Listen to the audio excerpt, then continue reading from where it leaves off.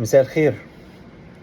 طبعا قبل اي حاجه انا عشان بس الناس ما تقولش ان انا طالع اشمت وطالع اتكلم. مش معنى طالع اتكلم في الوقت ده. آه، انا مش متعود اطلع اتكلم في اي مصايب او اي مشاكل خاصه ولا اي حاجه تحصل مع اي فريق. حتى يعني بعد مشكله احمد فتوح، ربنا يفك مشكلته على خير ويفك حبسه على خير ويخلصوا منها على خير. احنا ما بنشمتش في حد وما بنتمناش الاذى لحد. احنا ممكن نحفل، ممكن نطلع نتكلم، نهزر نتريق، مفيش مشكله خالص. لكن ان احنا في مشكله معينه نطلع نتكلم او نعلق عليها عشان خاطر نتريق او عشان خاطر بتاع ده نشمت فيه، لا لا، احنا ده مش طبعنا او على الاقل مش طبيعي. تمام. ربنا يفك زنق الناس كلها وربنا يفك زنقه الثلاث لعيبه بتوع نادي الزمالك. بس يعني انا بس كلامي لجمهور نادي الزمالك اللي طالع يقول ان احنا بنشمت وان احنا طالعين مش عارف ايه زي واحد زي عمرو الدرديري ولا غيره ولا غيره. احنا ما بناخدش علينا كلام الناس ديت، يعني معلش دي ناس كبيره بس مخها صغير. يعني مع احترامي ليه او لغيره، يعني دي ناس مخها فاضيه او عالم فاضيه قاعده ليل ونهار على الكمبيوتر ولا على اللابتوب ولا على الموبايل وعمال ينزل في كلام اهبل. يعني مفيش مشكله خالص. بس انا يعني كلامي الموجه لجمهور نادي الزمالك، الجمهور العاقل اللي بيسمع وبيفهم. وهقول لكم على معلومه مهمه جدا وخطيره جدا في نهايه الفيديو، لان انا عشت في الخليج حوالي 13 سنه. تمام. فهقول لكم على معلومه في نهايه الفيديو، بس اسمعوها مني. والناس اللي بتتفرج على الفيديو وكانت عايشه في الخليج او عايشه حاليا في الخليج ياكد عليا المعلومه، ولو غلط قول لي لا انت بتتكلم غلط. تمام. بس في البدايه بكلامي بقول موجه لجمهور نادي الزمالك. إيه، قبل ما تقعدوا تهيصوا وتخشوا بقى في مناوشات مع جمهور الاهلي وتخشوا هنا وهنا ولا ومجموعه واتقسمتوا نصين، مجموعه جايه مع الاداره ومجموعه جايه مع اللعيبه ومجموعه جايه مع ضد اللعيبه ومجموعه جايه بتقول غلط ومجموعه بتقول صح. انا بس عايزكم تفكروا ايه سبب المشكله. ايه سبب المشكله؟ ايه اساس المشكله؟ ايه اساس المشكله قبل ما ندخل على المباراه دي؟ عايزين تعرفوا ايه اساس المشكله ولا عايزين يعني تحطوا راسكم في التراب زي النعام؟ اقول لكم ايه اساس المشكله. الاتحاد بتاعنا، اتحاد الكوره. احنا ما عندناش اتحاد يعتمد عليه. احنا ما عندناش رجاله في الاتحاد يعتمد عليهم. ما عندناش لجنه انضباط. ما عندناش قوانين الناس بتمشي عليها. كله بيمشيها بالحب وبالمحبه، وكله بيمشيها بالكوسه، وكله بيمشيها سوري من تحت الترابيزه. ولما نيجي عند مواقف جاده في بلاد تانية بنتفرج عليها بنلطم. عارفين ليه؟ عشان هو ده الصح. هم بيعملوا الصح. هم الناس بيطبق القانون. احنا عندنا القانون على حسب الالوان، اللون الاحمر واللون الابيض. خلينا بس واقعيين. احنا القوانين على حسب الالوان. على الرغم عقوبه كهرباء طلعت ايه؟ هوا. عقوبه الشحات طلعت هوا. تعال اتفرج كده معايا على عقوبه شيكابالا ودونجا من ايام ماتش الكاس اللي كان في الامارات مش فاكر ولا في السعوديه، لما شاور مش عارف، مش فاكر في الامارات ولا في السعوديه، فكروني. لما شاوروا بالرشاوي على الحكام وللاهلي.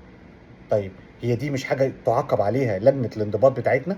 لان دي مباراه مصريه على اراضي خليجيه او خارج حدود البلاد، يعني تعتبر مباراه محليه. طيب دي ما تعاقبوش عليها. جوميز زق المدرب وكان رايح يضربه وما تعاقبش عليه بقاله 6 شهور.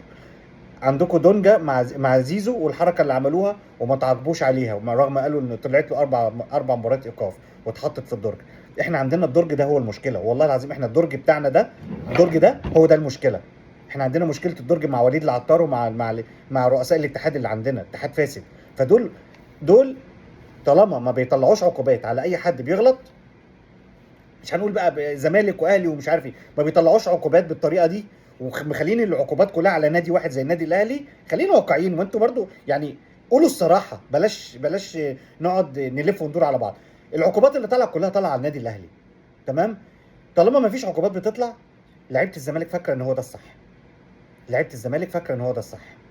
فبالتالي تعالوا بقى نرجع بقى لاساس المشكله اللي حصلت في المباراه. الاساس المشكله مين؟ اساس المشكله الاخ دونجا اللي هو اصلا مصاب وقاعد في المدرجات. انتوا عارفين اللي في القايمه بس هم اللي هيبقوا في الملعب. ممنوع اي حد تاني الجمهور ينزل. امال بتوع الامن دول لازمتهم ايه؟ ما بتوع الامن دولت عشان النظام وعشان يحموكوا ويحمونا ويحموا الناس اللي في المدرجات. فدونجا عايز ينزل وكلنا شفنا الفيديوهات.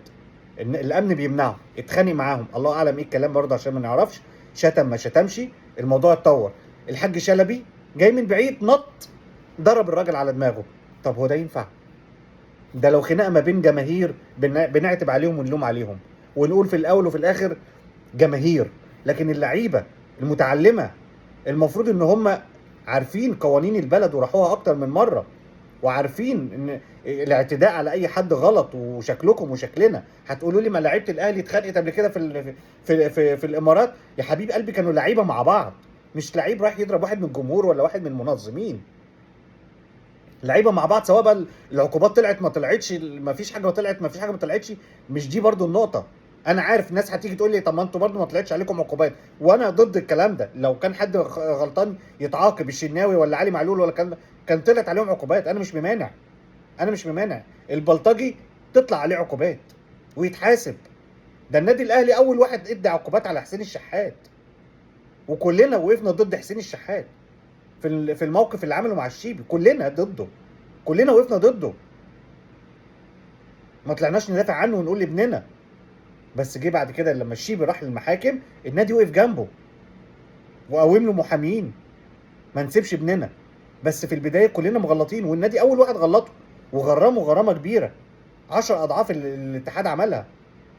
لكن ارجع واقول احنا عندنا اتحاد ضعيف، اتحاد كوره فاشل بمعنى الكلمه، وزاره فاشله بمعنى الكلمه. احنا لو كانوا بيضربوا بايد من حديد على اي حد، اهلي زمالك ترسانه محل، اي فريق، لو كانوا بيضربوا من ايد من حديد ما كانش اللي حصل ده حصل.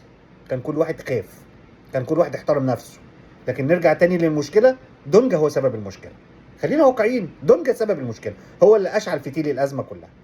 جه بعد كده مصطفى شلبي والكابتن عبد الواحد السيد، بدل ما يروح يسلك ويهدي اللعيبه ويبعد ويشوف ايه اللي حصل، لا، راح اتخانق هو كمان، ودخل في المشوار هو كمان، ودخل في الحوار وشتيمه وقله ادب، واخدينها نظام بلطجه. طب ليه؟ طيب سيبكم بقى من كل ده. هتقول لي نرفزه ملعب، والاخ عبد الواحد لما راح في التحقيق ويقول لك ده كان لابس تيشيرت احمر فافتكروا من الاهلي وبينرفز. طب ايه المشكله؟ طب حتى لا يا عم، لو لا يعني انا اكون لابس تيشيرت احمر واقف بشجع فريق بيلاعب نادي الزمالك، الخصم العنيد بتاعي اللي دايما الخصم الاول بتاعي نادي الزمالك، ايه المشكله؟ ما احنا طول عمرنا كده. يا عم ده انتوا كل الزملكاويه بيلبسوا تيشيرتات الانديه كلها اللي الاهلي بيلعبها. ده انتوا لبستوا تيشيرت سان داونز، ده انتوا لبستوا تيشيرتات الترجي، ده انتوا لبستوا تيشيرتات الوداد، ورحتوا تشجعوا والفيديوهات جايباكم والتلفزيون جايبكم. ايه المشكله؟ ما تشجعوا، حفلوا، نضحك كلنا، بنضحك عليكم. الاخ اللي كان جاي من هولندا عشان خاطر يشجع الزمالك وفي الاخر اتحفل عليه في المطار، ولا انتوا نسيتوا الكلام ده؟ عادي، تحفيل ونهزر ونضحك وتعمل كوميكس عليه وترندات، مفيش مشكله. لكن نوصل ان احنا نضرب بعض، نضرب، رايح تضربه عشان خاطر لابس تيشيرت احمر وقال لك ده بينرفزني. طب ما ينرفزك، طب ما انتوا طول النهار بتنرفزونا. درديري طول اليوم بينرفزني، ده على كده لو شفت الدرديري في الشارع بقى اعمل فيه ايه؟ طيب لما طول اليوم عمال ينزل بوستات بتعصب وفتنه ما بين الجماهير، ويغلط ويتريق على ده ويشمت في ده، اكتر واحد عمال يشمت في الناس كلها الدردير، مفيش مشكله، وعمال يتريق على الاهلي وعلى لعيبته وعلى وما صدق. فيا جماعه، يا جماعه لازم تشوفوا سبب المشكله وبعد كده اتكلموا وابداوا احكموا. بلاش تبقوا يعني يبقى ايديكم او لسانكم سابق عقلكم. شوفوا ايه سبب المشكله. احنا ما عندناش انضباط في مصر، ما عندناش قانون بيسري. والدليل على كلامي، كابتن احمد شوبير من شويه طلع قال ايه؟ مراقب المباراه كتب كل تفاصيل اللي حصلت وسلمها. راح واحد عضو كبير في اتحاد الكوره قال له مش وقته، شيله دلوقتي، الموضوع مش مستاهل دلوقتي. ليه مش مستاهل؟ ليه؟ ما تطلع عقوباتك على الغلطان. ايه المشكله؟ ايه المشكله؟ انتوا عايزين تودوا الرياضه في مصر لفين؟ خليتوا شكلنا زي الزفت قدام الناس كلها. اتحاد بقى زي الزفت ومش عارف ياخد اي قرارات، وعمال يمشيها بالحب وبالواسطه. هناك ما عندهمش واسطه، في الخليج مفيش الكلام ده. الغفير زي الوزير. الوزراء هناك، انا كنت في الخليج بقول لكم، الوزراء هناك بينزلوا السوق وينزلوا المولات عادي بدون حراسه، وممكن لو رايح يشتري حاجه يقف عند الكاشير، يقف في الدور بتاعه، مفيش مشكله خالص. مفيش مشكله خالص هناك، مفيش حاجه اسمها حراسه. ليه؟ في ثقه، في شعب، في قانون، كل واحد بيتعاقب، كل واحد بياخد حقه، كل واحد بياخد حقه. المغترب زي اهل البلد. وعلى الاخص الاماراتيين ناس طيبين جدا. انا زرت الامارات 3 مرات تقريبا. ناس طيبين جدا جدا جدا، يعني من اطيب شعوب الخليج، والله العظيم والله العظيم. حلفاني ده انا بحلفه ويحاسبني عليه ربنا، من اطيب شعوب الخليج بتوع الامارات. مش عايز اقول لكم مقارنه بناس تانية زي مين ومين ومين، مش عايز اخش في المواويل دي، بس انا بقول لكم عن تجربه من اطيب شعوب الخليج بتوع الامارات. وما بيتعصبوش بسرعه، ما بيتنرفزوش بسرعه. ناس هاديين ومحترمين وبيحبوا مصر وبيحبوا المصريين، وبيستضيفوا البطوله عشان بيحبونا وعشان يستفيدوا ونستفادوا، والدنيا كلها لذيذه. ليه نخلي شكلنا كده؟ وبعدين يعني انا عايز اسال سؤال. هو ايه احمد سالم المتحدث ده؟ ايه ده؟ متحدث ده ولا بتاع بطيخ ولا بتاع بدنجان؟ ده ايه ده؟ ايه ده؟ على طول يطلع يهدد واحنا بنفكر في الانسحاب. ما تنسحبوا. انت فاكر الناس دي هتفرق معاها؟ ما تنسحبوا يا عم. ما انتوا ياما انسحبتوا، ما انتوا متعودين على كده. انت فاكر الناس بتوع الامارات دول هيفرق معاهم؟ ولا المنظمين دول هيفرقوا؟ هيدوا لكم كمان فلوسكم وعليها بوستين ويقولوا لكم مع السلامه، بس مش هيدخلوكم البلد تاني. انت فاكر انت كده بتلوي دراعهم؟ مش دول اللي يتلوي دراعهم، دول الناس عندهم قانون. ناس القانون بيمشي على زي السيف على رقبه اي حد. وعلى فكره زي ما بقول لك طيبين، وكان الموضوع كله كان ممكن يخلص في ارض الملعب لو كانت عندكم اداره حكيمه. لو كانت عندكم اداره حكيمه وحسين لبيب او اي حد من الاداره راح خلص الموضوع وبس راس الراجل وحققوا علينا والحكايه والروايه اللي اتضرب على راسه ده. لو حد كان راح بس راسه، خد اللاعب كده تحت ايده شلبي ودونجا وراحوا اعتذروا له وخلصوا الموضوع، والله كان الموضوع كله خلص. والله كان الموضوع كله خلص في ارض الملعب، ما كانش طلع بره. لكن التعنت وقالوا عدم الاعتذار والحكايه والروايه هو ده اللي كبر الموضوع. وبجانب كمان كابتن حسين لبيب قال لك احنا ما بنعتذرش. ده وبنزلوا مش عارف المتحدث الرسمي بتاعهم يقول لك احنا في تعنت. ومش ليه تعنت من مين؟ ما انت رحت الامارات كام مره قبل كده؟ فين التعنت اللي لقيته؟ ده انتوا بتلاقوا احسن معامله واحسن اكل واحسن عيشه واحسن فنادق واحسن مواصلات. تعنت في ايه؟ ده انتوا بتقعدوا في 7 نجوم، ده انتوا بتقعدوا في فنادق 10 نجوم. تعنت في ايه؟ تعنت في ايه؟ ده انتوا كل حاجه مكيفه هناك. ده انتوا كل حاجه هناك باحترام ومكيفه وبنظام ومواعيد وبالدقيقه. فين التعند اللي لقيتوه؟ ولا هو عشان خلاص انتوا لقيتوا نفسكم دخلتوا في ازمه ولقيتوا نفسكم اتحطيتوا في موقف مش كويس، فخلاص بقى نطلع ونضحك على الناس ونقول نقول للجمهور تعنت عشان يوم ما تنسحبوا الجمهور يتعاطف معاكم؟ ايوه، برافو يا لبيب، برافو يا اداره، احنا في ظهرك يا اداره. الاداره دي هتغرقكم، والله العظيم الاداره دي لحد دلوقتي مغرقاكم. ما انسحبتوا من الدوري وقالتوا مش هتلعبوا ورجعتوا لعبتوا تاني مباراه مع سيراميكا عادي، ما كملتوش الكلام. ايه المشكله؟ هو الانسحاب ده مش غريب، وانا عارف انتوا مش هتنسحبوا عشان الخسائر اللي هتخسروها بسبب شركه الرعاه، بصرف النظر. بس ده مش ده الموقف اللي كنا المفروض منتظرينه. والله كنت منتظر حتى يحصل لقاء مع كابتن حسين لبيب او مع اي حد، مع الاستاذ حسين مندوه ولا اي حد، ويقول يا جماعه احنا بنعتذر، احنا اخوه احنا اشقاء، والاخ دوت على راسنا، وكلمتين حلوين وتهدي الموضوع وخلصت. تعنتكم ده خلوته رفع قضيه. وهناك خلي بالكم، المعلومه اللي قلت لكم هقولها لكم في اخر الفيديو، انا فاكرها مش ناسيها. انا فاكرها مش ناسيها، بس اكمل النقطتين دول. كانت الموضوع خلصت، كان الموضوع خلص.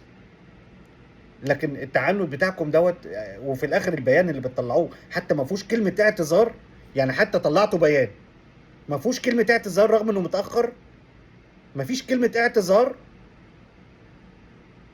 خلاص للدرجات العجرفه واخداكم والكرامه ناقحه عليكم.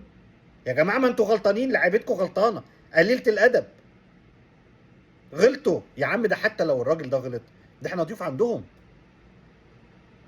يا عم. ده لو حتى هو غلط وحسيت ان هو غلط، اشتكيه، عندك مراقب للمباراه، روح اشتكيه. لكن الكاميرات موضحه دونجا هو اللي عايز ينزل بالعافيه ارض الملعب،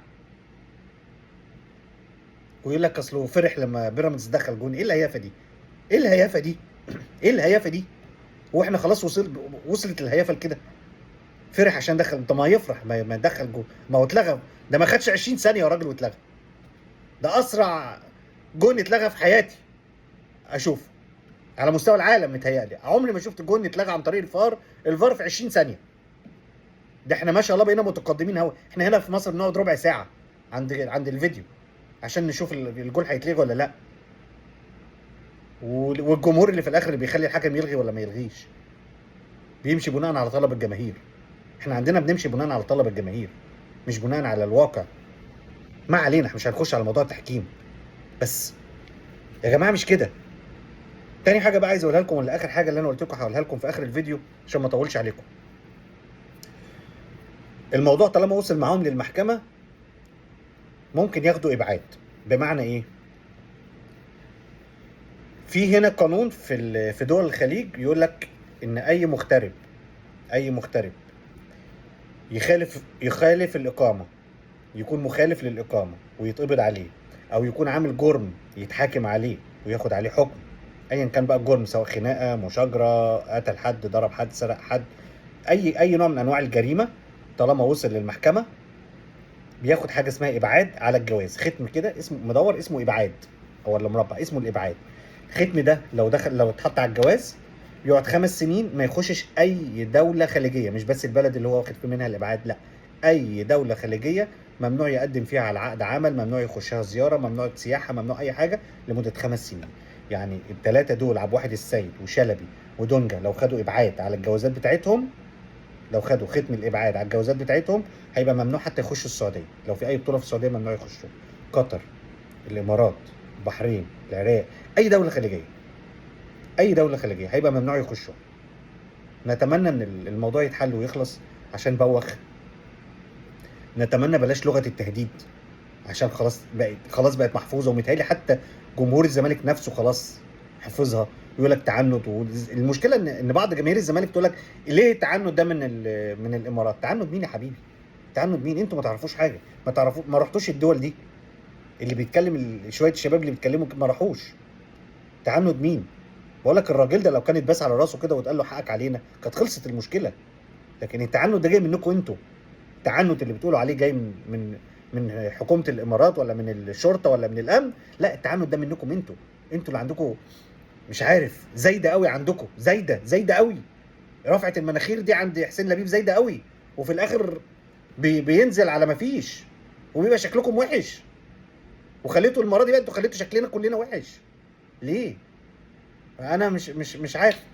انا مش عايز اطول عليكم، وان شاء الله تنتهي الازمه على خير ويخرجوا على خير، وان شاء الله يعني ما ياخدوش ابعاد ولا حاجه. لان لو خدوا ابعاد ديت لازم لها مثلا قرار ملكي بقى، ولا قرار من سمو الامير ان هو يتشال الابعاد ده من على الجوازات بتاعتهم. في الحاله دي طبعا السفير اتدخل والوزير اتدخل والدنيا دي كلها اتدخلت والغفير اتدخل. هم ما عندهمش الكلام ده. الناس ديت قانون بيمشي على الكبير والصغير، ما عندهمش الكلام ده. وعلى ما اعتقد ان ده درس قوي جدا جدا للاتحاد المصري بتاعنا، ولجنه المسابقات، لجنه المنافقات ولا المنافقين، ولجنه الانضباط اللي هي ما عندهاش انضباط اصلا، ولجنه المسابقات، واللجان، لجنه الفول والطعميه بتاعتنا، جميع اللجان اللي عاملينها اللي ملهاش اسم ولا عارفين، ولا كل واحد، ولا واحد بيشتغل، ولا واحد بيشوف شغل، ولا واحد بيتنايل على عينه. والله العظيم الله يخرب بيتكم، وديتوا البلد في داهيه وخليتوا شكلنا زي الزفت. ناس ما بقالهاش كام سنه بلاد، واحنا اللي بقالنا الاف السنين بيعلمونا معنى الالتزام والاحترام، بيعلمونا معنى الانضباط. ما احنا لو عندنا القانون مش ماشي حبي بالورقه بالمحبه وبالاحضان وبالبوس وبفتحه الدرج والجوابات اللي بتستخبى والكلام ده، والله العظيم ما كان ده بقى حل الرياضه في مصر، ولا كان ده بقى حل اللعيبه، ولا كان ده بقت اخلاق اللعيبه. لان استحاله يكون لاعب، ده الرياضه اخلاق. الرياضه اسمها في البدايه كده الرياضه اخلاق. قبل ما تكون رياضه لازم يكون عندك اخلاق. هتقولي نرفزه ملعب على زمايلك بتتخانقوا مع بعض، شده، ده خبط فيا، ده ضربني في رجلي، ده عورني، ده كان هيكسرني، ده قاصد يبطلني كوره. بتحصل المناوشات دي في الملعب، وفي كل دول العالم، مش هقول لك مفيش، في كل دول العالم خناقات ما بين الجماهير بتحصل في كل دول العالم، مش هقول لك مفيش. لكن في قوانين ناس تمشي بيها والدول بتمشي بيها، احنا مفيش. احنا في قوانين بس مش ملتزمين بيها ولا بنلتزم بيها، وعليه العوض، والله العظيم عليه العوض في الرياضه في مصر. السلام عليكم.